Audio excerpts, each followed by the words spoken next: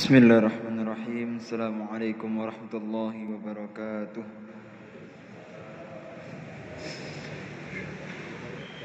Innal hamdalillah nahmaduhu wa nasta'inuhu wa nastaghfiruh wa na'udzu billahi min shururi anfusina wa min sayyiati a'malina. May yahdihillahu fala mudilla lahu wa may yudlil fala hadiya lahu. Asyhadu an la ilaha illallah wahdahu la syarika lahu وأشهد أن محمدا عبده ورسوله اللهم صل على محمد وعلى آل محمد كما صليت على إبراهيم وعلى آل إبراهيم وبارك على محمد وعلى آل محمد كما باركت على إبراهيم وعلى آل إبراهيم في العالمين إنك حميد مجيد.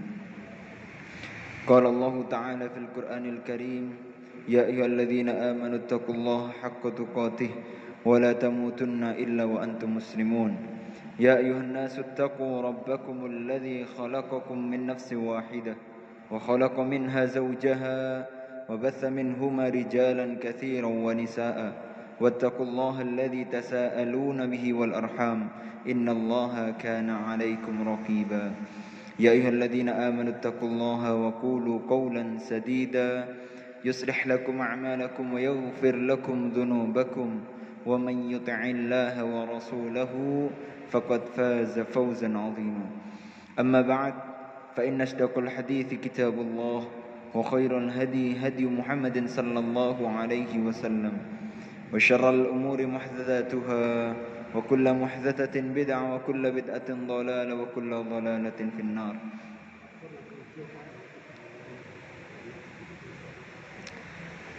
اللهم إنا نسألك الهدى والتقى والعفاف والغنى والتوفيق. اللهم أعنا على ذكرك وشكرك وحسن عبادتك. اللهم انفعنا بما علمتنا وعلمنا ما ينفعنا وارزقنا علوما تنفعنا في الدين والدنيا والآخرة. اللهم إنا نعوذ بك من علم لا ينفع ومن قلب لا يخشع ومن نفس لا تشبع ومن دعوة لا يستجاب لها. ربنا اشرح لنا صدورنا ويسر لنا أمورنا واحلل عقدة من ألسنتنا يفقه أقوالنا.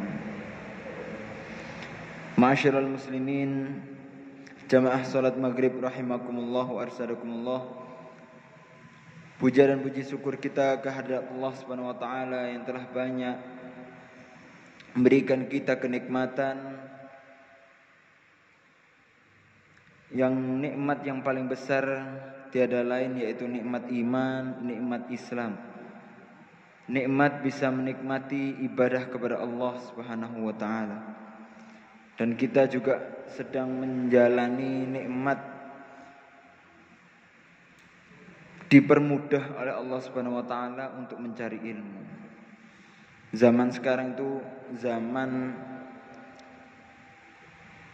yang jauh semakin dekat. Zaman yang serba mudah, serba elektronik, jadi serba mudah.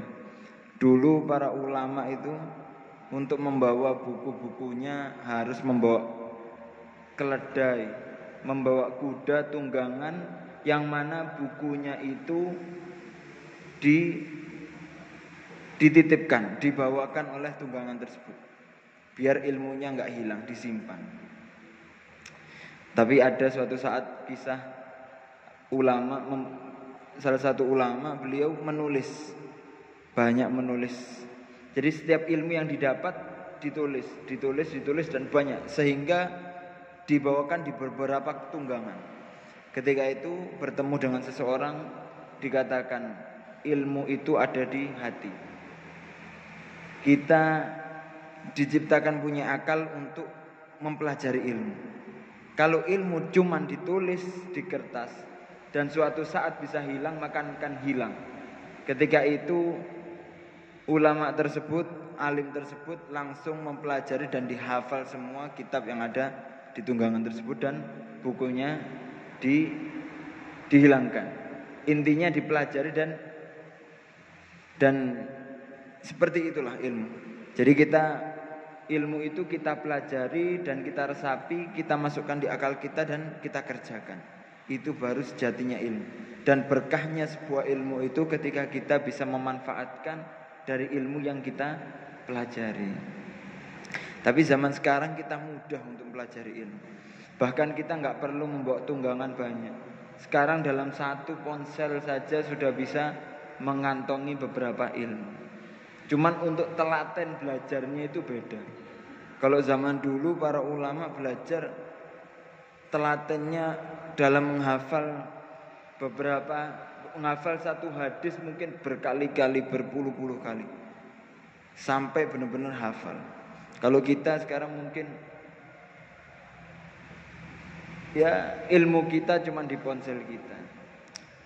Maka selayaknya kita pelajarilah sedikit-sedikit, karena dipermudah sama Allah Ta'ala ya kita ambil ilmu. Karena ponsel ini sifatnya mubah. Mubah itu ketika kita gunakan baik maka dia akan menjadi baik. Tapi ketika kita memakainya buruk maka akan jadi bumerang bagi kita. Maka bagaimana kita memanfaatkan alat tersebut dengan kemudahan dan kenikmatan yang diberikan oleh Allah kepada kita, maka kita gunakanlah dengan sebaik mungkin. Dan alhamdulillah Allah juga memberikan kita nikmat waktu luang sehingga kita bisa berkumpul dan kesehatan, sehingga kita bisa mempelajari ilmu Allah Subhanahu wa taala. Yang salah satunya itu ilmu sejarah.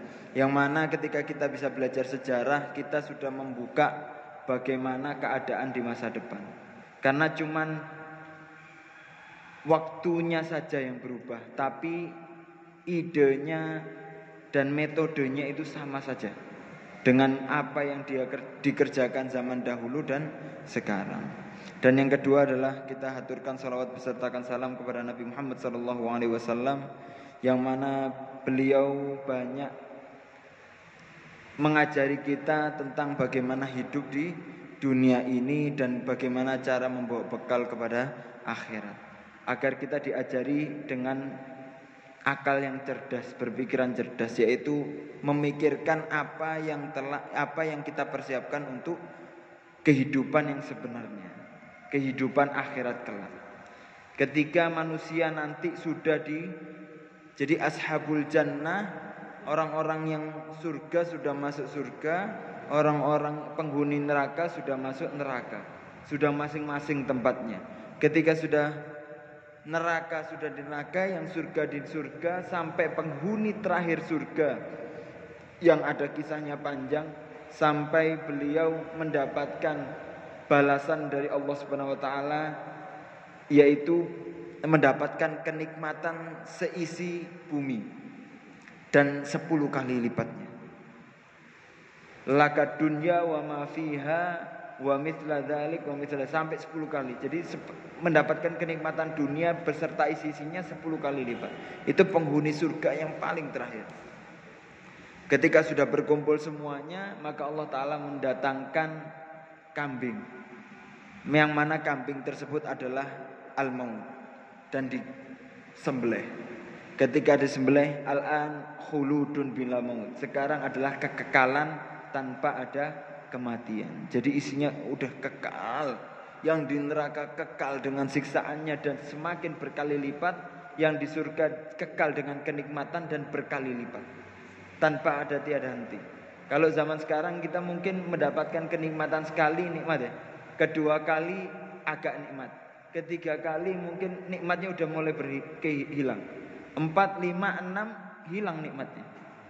Kita sekarang makan paling nikmat semua, makan gulai kambing. Kalau setiap hari sebulan makan gulai kambing ya darah tinggi, nikmatnya hilang, malas, malah kepingin nyeplok. Tapi di surga enggak. Setiap kita menikmati, kita mendapatkan kenikmatan yang lebih, dan enggak ada batasnya. Itu yang harus kita persiapkan, akhirat yang sifatnya kekal, bukan sifatnya sementara seperti kita di dunia ini. Maka jangan terlalu nikmat dengan sesuatu yang sementara. Alhamdulillah, insyaallah kita lanjutkan kajian kita, kajian sirah sejarah Rasulullah sallallahu alaihi wasallam. Kemarin kita sampai ke kisah masih sejarahnya masih sebelum Rasulullah SAW, sejarahnya masih di sebab kedatangan orang Yahudi di Madinah. Kenapa kok Yahudi itu bisa datang ke Madinah? Dan siapa saja orang-orang yang masih memegang agama Al-Muwahhid, agama Ala-Dini Ibrahim, agamanya Nabi Ibrahim atau Tauhid. Ada beberapa orang, yaitu ada 4 orang yang masih menetap di Mekah dan agamanya Tauhid, tidak syirik kepada Allah Subhanahu wa taala. Dia adalah Waraqah bin Naufal, Ubaidillah bin Jahash, terus Utsman bin Al-Huwairits dan Zaid bin Amr bin Nufail. Zaid bin Amr ini bapaknya Sa'id bin Zaid. Sa'id bin Zaid itu salah satu al-mubasysyirin bil jannah, salah satu orang yang dijamin masuk surga. Ini bapaknya Zaid bin Amr. Anaknya Sa'id bin Zaid itu yang tadi yang didapat jaminan masuk surga, dan Sa'id bin Zaid itu suaminya Fatimah.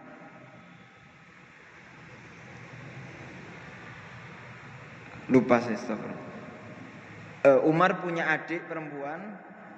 Adiknya Umar perempuan itu istri dari Sa'id bin Zaid. Jadi adik iparnya Umar bin Khattab.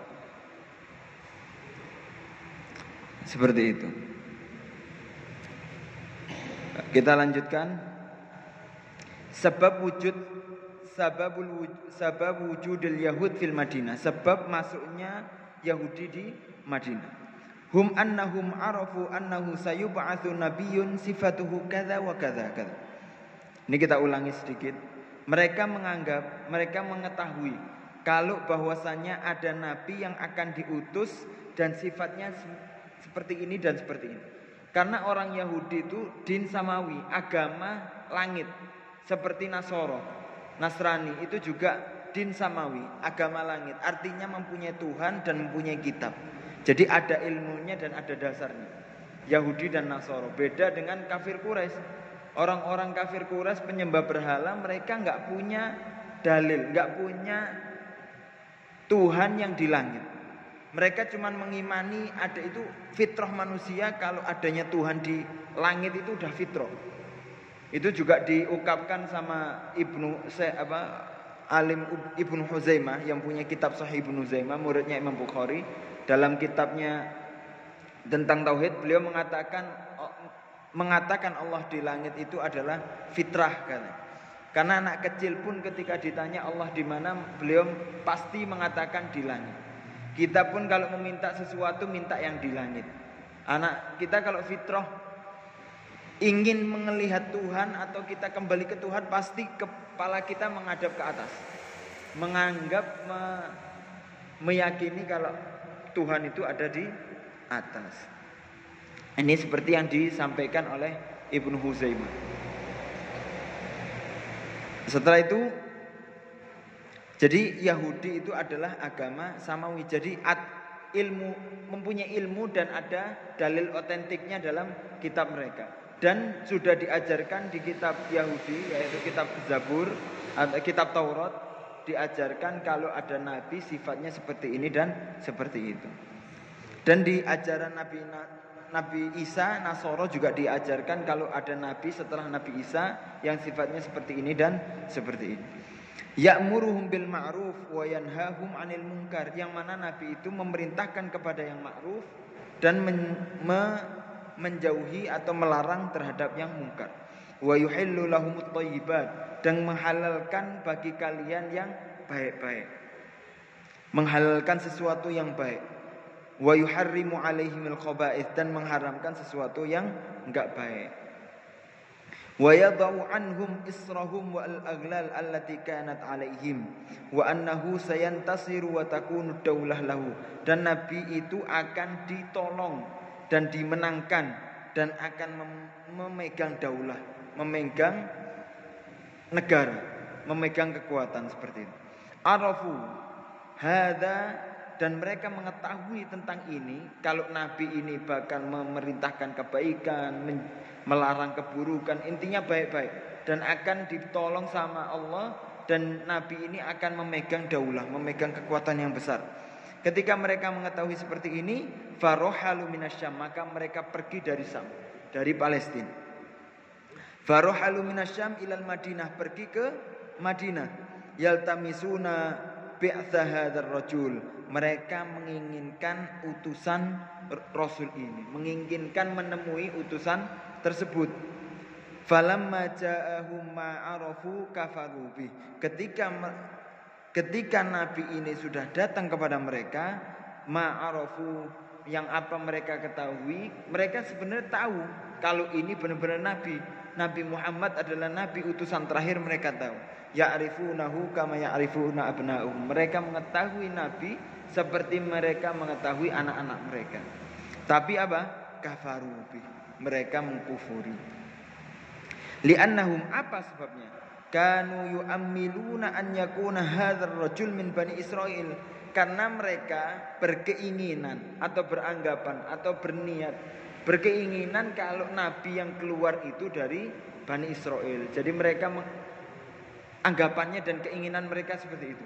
Mereka pindah ke Madinah agar nanti nabinya turun dari keluarga mereka, dari keturunan mereka. Wa in kanu ya'rifuna annahu minal Arab, meskipun mereka tahu kalau nabinya itu keluar dari Arab, tapi mereka menginginkan biar keluar dari Bani Israil. Lakin yaqulun, tapi mereka tetap mengatakan la'alla ya la'alla, ya semoga saja keluar. Sudah keluar tapi tetap mengatakan semoga saja, tetap mengkufuri. Enggak mau, ini bahayanya kalau orang sudah memakai baju kebesaran. Jadi menganggap harus dari dia. Sedangkan Allah Ta'ala berkehendak lain dan menurunkan Nabi terakhirnya dari Arab.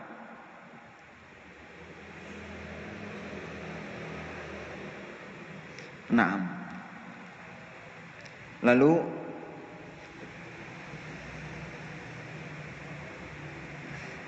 summa dzakara, ini kisahnya sudah ya, kisah tentang Yahudi seperti itu, intinya masuk Yahudi. Kenapa kok bisa di Madinah? Karena itu, karena mereka menginginkan keluarnya Nabi dari Madinah. Keluarnya Nabi di Madinah ingin agar keluar dari keturunan mereka Bani Israil. Summa dzakara qissata bad'il wahyi ila Rasulillah sallallahu alaihi wasallam. Setelah itu kisah tentang bagaimana awal turunnya wahyu kepada Rasulullah sallallahu alaihi wasallam. Wal qissah fi sahihain, dan kisah ini ada di kitab Sahihain, Sahih Bukhari dan Sahih Muslim. Wa fiha, dan di dalamnya, inna awwala ma nazal alaihi, dan pertama yang turun wahyu kepada Rasulullah sallallahu alaihi wasallam yaitu kitab ayat Iqra bismi rabbikal ladzi khalaq, surat Al-Alaq, ila qaulihi, sampai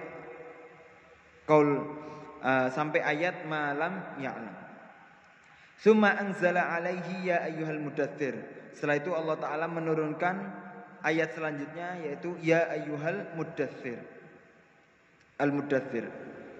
Kum fa'anzir wa rabbaka fakabbir wa thiyabaka fatahhir war rujza fahjur wa la tamnun tastakthir wa li rabbika fasbir.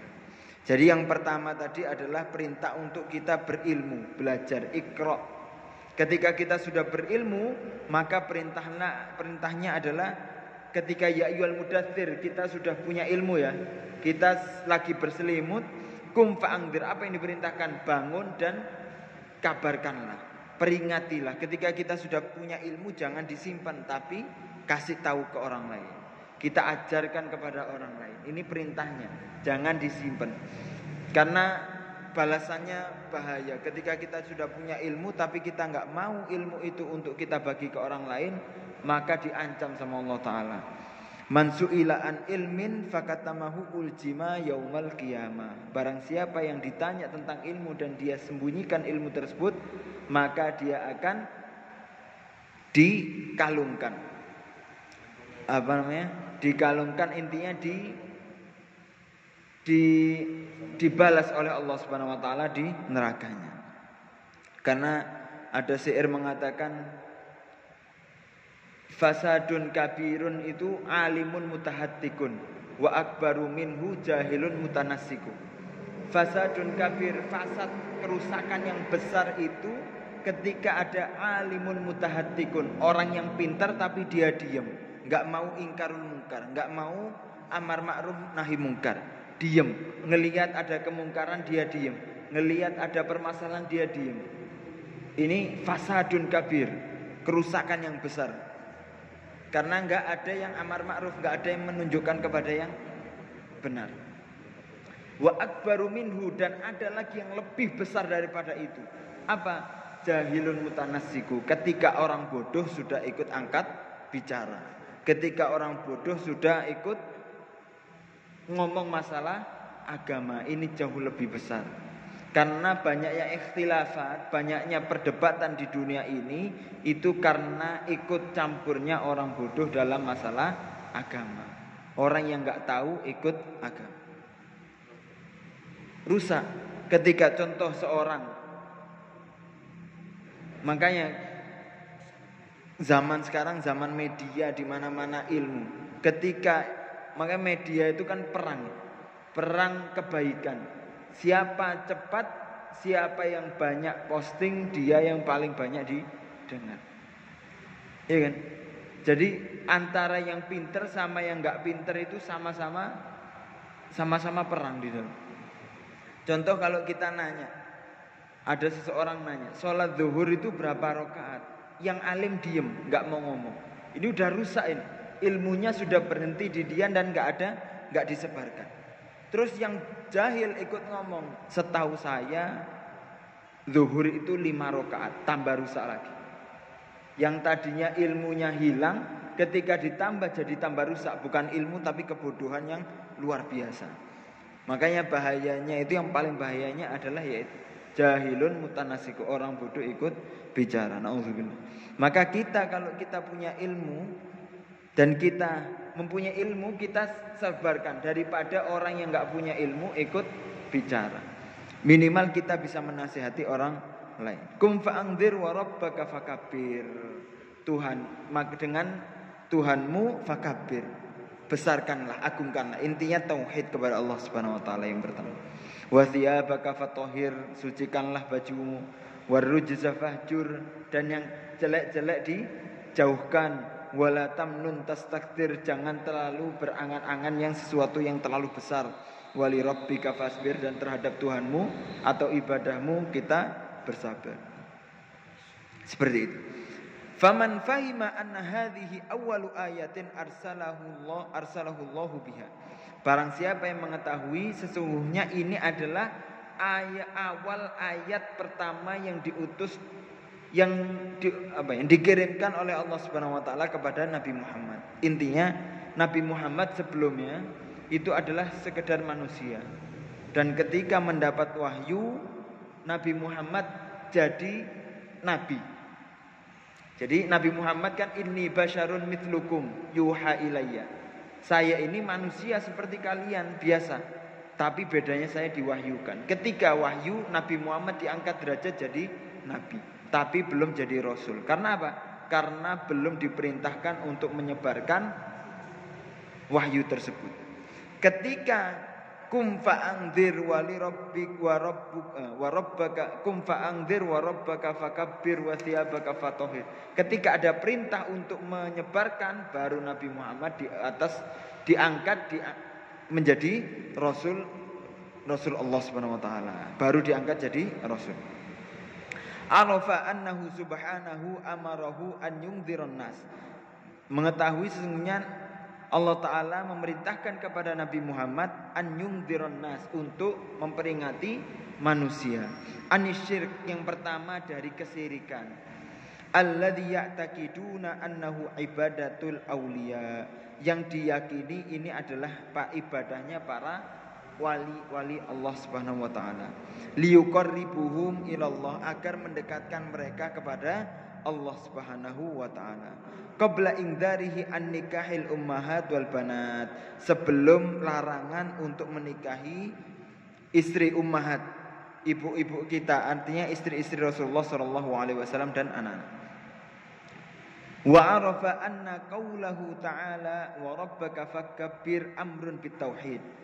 Dan juga kita ketahui sabda Allah Subhanahu wa taala, perkataan wa rabbaka fakabbir, kalamullah tentang wa rabbaka fakabbir artinya perintah terhadap tauhid kepada Allah Subhanahu wa taala. Qablal amri bis shalah wa ghairihi, sebelum perintah untuk menegakkan salat dan yang lain. Intinya perintah yang harus kita tekankan pertama adalah tauhid, mengesahkan Allah Subhanahu wa taala dan tidak mensyirikkan. Jadi enggak cukup kalau kita sekedar meyakini Allah Subhanahu wa taala satu, tapi kita masih membandingkan Allah taala dengan yang lain. Ini enggak cukup. Karena syarat kita masuk Islam adalah qaul la ilaha illallah, mengatakan la ilaha illallah. Asyhadu an la ilaha illallah. Saya bersaksi bahwa tiada Tuhan, tiada sesembahan yang berhak disembah selain Allah Subhanahu wa taala. La ilaha. Ini dua rukun yang paling penting, yaitu al-itsbat wan nafyu. Pertama nafyu, tidak ada Tuhan. Jadi menolak Tuhan selain yang kita tetapkan. Siapa yang kita tetapkan? Illallah, kecuali Allah Subhanahu wa taala. Tiada Tuhan yang berhak disembah kecuali Allah. Al-ilah artinya al-ma'bud, yang disembah. Bukan sekadar Tuhan pencipta, tapi sembah. Kalau sekadar pencipta, mereka orang-orang kafir Quraisy, mereka sudah meyakini kalau Allah Subhanahu wa taala adalah sebagai pencipta. Karena itu fitrah manusia. Karena fitrah manusia kalau ada Tuhan yang menciptakan, fitrah manusia itu semua yang ada ini adalah ada yang menciptakan. Maka ketika ada orang yang menganggap enggak adanya Tuhan atau sesuatu yang tercipta ini datang dengan sendirinya, ini keluar dari fitrah. Maka enggak pas. Yang pas adalah adanya sesuatu karena adanya pencipta, adanya Allah Subhanahu wa taala. Maka kita harus lengkapi. Enggak bisa kita sekedar mengimani adanya Allah tapi kita masih membandingkan Allah taala dan yang lain, masih mensekutukan Allah Subhanahu wa taala. Maka yang pertama harus kita tanamkan adalah tauhid kepada Allah Subhanahu wa taala. Wa arafa qadra syirk indallah wa qadra tauhid, dan mengetahui bagaimana kadar kesyirikan. Yang syirik terhadap Allah taala itu bagaimana? Ini harus kita pelajari. Dan bagaimana kadar tauhid Allah Subhanahu tauhid kepada Allah Subhanahu wa taala. Falamma anzaron nasa istajaba lahul qalil. Ketika ini Rasulullah ini ngajarkan tentang tauhid, bagaimana kadar tauhid kepada Allah, bagaimana kadar kesyirikan kepada Allah Subhanahu wa taala, agar tidak terjatuh, agar tauhidnya murni dan agar tidak jatuh kepada kesyirikan kepada Allah Subhanahu wa taala. Falamma anzaro, ketika Rasulullah mengingatkan kepada mereka, kepada manusia, istajaba lahul qalil, yang dengar itu sedikit, yang menerima dakwanya Rasulullah sedikit. Wa amal aktsar falam yattabi'u wa lam yunkiru, dan yang banyak itu enggak mengikuti dan tidak mengingkari. Ini yang banyak. Jadi ketika dakwah Rasulullah pertama itu ya sedikit-sedikit.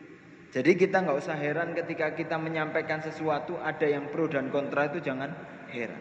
Selama yang kita ucapkan, selama yang kita sampaikan itu benar-benar ilmu, yang kita sampaikan itu nasihat baik dari Al-Quran dan Sunnah, maka enggak usah takut tentang pro dan kontra.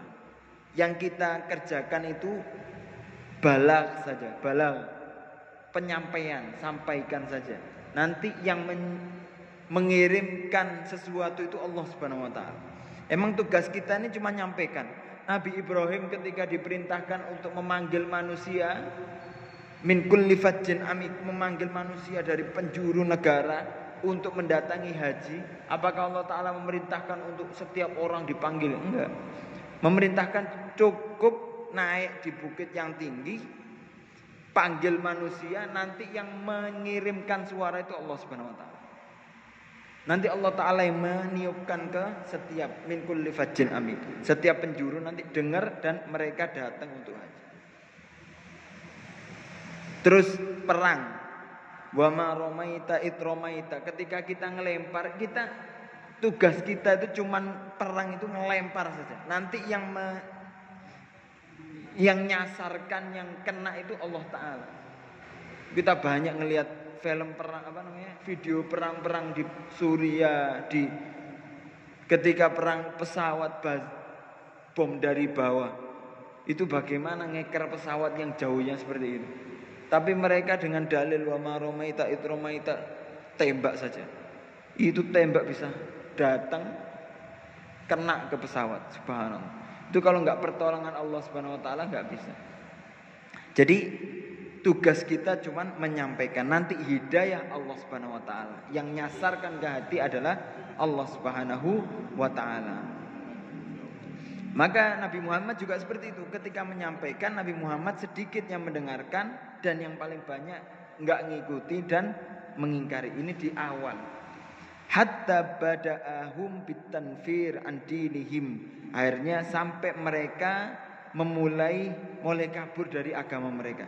Wa bayanu naqaisihim, dan Rasulullah juga menjelaskan tentang kekurangan agama mereka.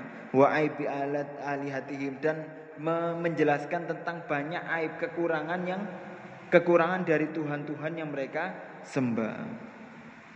Fastaddat adawatuhum lahu waliman tabi'ah. Dengan demikian maka semakin orang-orang yang enggak suka sama Rasulullah semakin benci.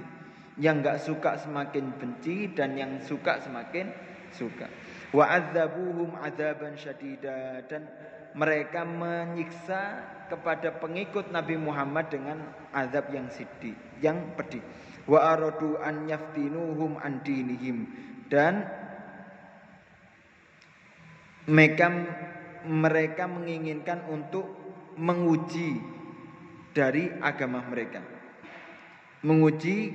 atau menyiksa para pengikut Nabi Muhammad SAW dari agama mereka. Faman fahima hadza arafa anna al-Islam la yastaqimu illa bil adawa. Barang siapa yang mengetahui tentang ini, kalau kita ketahui sesungguhnya Islam itu tidak lurus, tidak tegak kecuali dengan adanya yang memusuhi, adanya yang membenci. Dari dulu seperti itu, enggak ada Islam itu atau agama Allah Ta'ala jalan mulus begitu saja, enggak ada. Pasti ada yang enggak suka, ada yang membenci, ada yang melawan Islam. Intinya ada syaitan terus yang mengganggu untuk memusuhi Islam. Liman tarakahu wa aibidinihim, dari mana ketika orang-orang meninggalkan dan mengaibkan atau mencela agama. Wa illa law kana liulaikal mu'adzibina rukhsatun la fa'alu. Nah. Selanjutnya wajara bainahu wa bainahum ma yatulu wasfuhu wa qassallahu subhanahu ba'dahu fi kitabi. Ini ada kisahnya, nanti panjang, dikisahkan sedikit di sini, dan di kitab-kitab lain ada yang panjang. Wa min asyhari dzalika qissata ammihi Abi Thalib, dan yang paling terkenal, kisah yang paling terkenal yaitu kisahnya pamannya Rasulullah SAW, yaitu Abu Thalib. Lamma hamahu binafsihi wa malihi wa iyalihi wa ashirati. Ini kisah menarik tentang kisahnya Abu Thalib, yaitu paman Rasulullah SAW. Yang mana beliau hamahu, menjaga Rasulullah SAW dengan dirinya sendiri, wa malihi, dan dengan hartanya, wa iyalihi, dan keluarganya. Sampai-sampai Abu Thalib ketika sudah beranjak dewasa memerintahkan kepada Ali untuk menjaga Rasulullah lebih dari menjaga pada dirinya sendiri. Ini pesannya Abu Thalib kepada anaknya, ya Ali, kamu jaga Rasulullah lebih daripada kamu menjaga diri kamu sendiri. Ini benar-benar luar biasa penjagaannya Abu Thalib kepada Rasulullah SAW. Wa ashiratihi, dan keluarganya. Wa qasa fi dzalika syada'id al-azimah wa sabaru 'alaiha, dan sabar juga di dalamnya. Wa ma'a dzalika kana musaddiqan lahu, dan seperti itu Abu Thalib juga mempercayai tentang kenabian Rasulullah sallallahu alaihi wasallam. Madihan lidinihi, dan Abu Thalib juga memuji agama yang dibawa oleh Rasulullah sallallahu alaihi wasallam. Muhibban liman tabi'ahu, dan mencintai kepada siapa saja yang mengikuti agama Rasulullah sallallahu alaihi wasallam. Muadiyan liman adahu, dan memerangi terhadap orang-orang yang memerangi Rasulullah sallallahu alaihi wasallam. Lakin lam yadkhul fihi, tapi Abu Thalib tidak mau masuk agama Rasulullah sallallahu alaihi wasallam, enggak mau masuk agama Islam. Walam yatabarra min dini abaihi, dan belum berlepas dari agama nenek moyangnya. Jadi dalam agama ini perlu adanya namanya wala dan bara. Loyalitas dan apa lawan kata loyalitas? Loyalitas dan berlepas diri dari sesuatu yang di luar. Ini harus seperti itu dalam agama. Gak bisa kita mengimani satu tapi mengimani yang lain, atau menganggap agama semua sama. Ini gak boleh. Ketika kita mengimani agama Islam, berarti kita harus menolak agama yang lain. Itu harus. Ketika kita mengimani agama Islam yang baik, agama yang paling baik, agama yang baik satu-satunya, maka kita harus mengimani kalau agama yang lain enggak baik. Itu harus adanya al-bara, maksudnya harus berlepas diri. Enggak boleh kita menganggap semua yang selain Islam masuk dalam agama Islam. Sampai-sampai para sahabat itu luar biasa wala wal bara. Sampai keluarganya sendiri, mereka benar-benar berlepas diri dari keluarganya ketika enggak mau masuk Islam. Ada kisah Mus'ab bin Umair. Beliau adalah sahabat Nabi yang luar biasa. Mus'ab itu gantengnya luar biasa. Mus'ab itu ganteng, bersih, wangi. Kalau Mus'ab bin Umair, kita nggak usah ngelihat Mus'ab bin Umair. Kalau ada Mus'ab bin Umair itu jalan di depan masjid, kita sudah tahu kalau baunya ini Mus'ab bin Umair. Kebau. Saking harumnya, saking kayanya, saking dimanja sama ibunya, Mus'ab bin Umair. Ketika beliau masuk Islam, beliau diperintahkan, dididik sama Rasulullah di rumahnya Al-Arqam bil Arqam, dan dikirim ke Madinah. Mus'ab bin Umair. Dan dikirim ke Madinah, Mus'ab bin Umair ngajarkan orang-orang Madinah.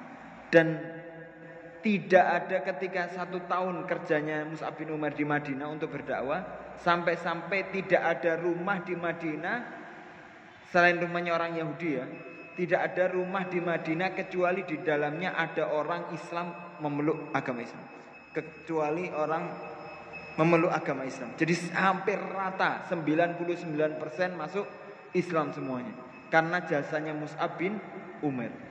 Dengan begitu, dengan kayanya luar biasa seperti itu, Mus'ab bin Umair meninggalnya ketika beliau masuk Islam dan meninggalkan semuanya, sampai-sampai harta yang dimiliki itu cuma baju yang dipakai. Jadi meninggalnya itu dengan baju yang dipakai, dan ketika bajunya itu meninggalnya di perang Uhud. Ketika bajunya diangkat ke atas, kakinya kelihatan. Ketika kakinya ditarik, bajunya ditarik ke bawah, kepalanya kelihatan. Karena apa? Karena minimnya, maksudnya nggak punya harta kecuali baju yang dipakai. Akhirnya bajunya diangkat ke atas dan kakinya terlihat dan ditutupi oleh dedaunan-dedaunan sama Rasulullah. Itu seperti itu Mus'ab bin Umair. Ketika perang Badar, saudaranya Mus'ab, saudara kandungnya Mus'ab, itu ditawan sama orang Muslim yang masih kafir ketika itu. Ditawan sama orang Muslim, dibawa. Kata Mus'ab bin Umair ngatakan kepada orang Muslim tersebut, bilang, ibunya orang ini saudaranya sendiri nih. Dibilang ibunya orang ini kaya raya di Mekah. Jangan mau minta tebusan sedikit, minta tebusan yang banyak.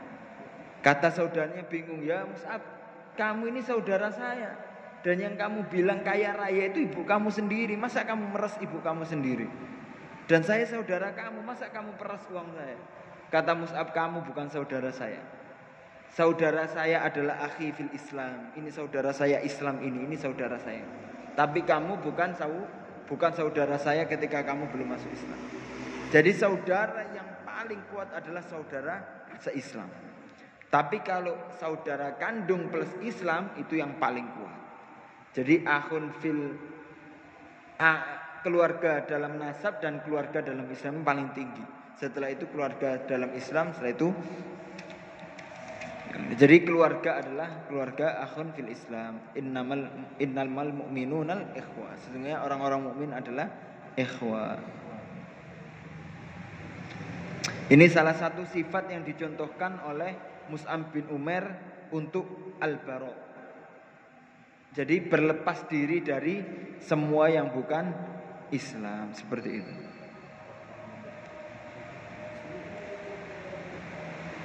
Naam. Sedikit lagi, lakin lam yadkhul, tetapi Abu Thalib belum memeluk Islam. Walam yatabarra' min dini abaim, dan belum berlepas diri dari agama bapaknya. Wa'tadharu an dzalika, dan Abu Thalib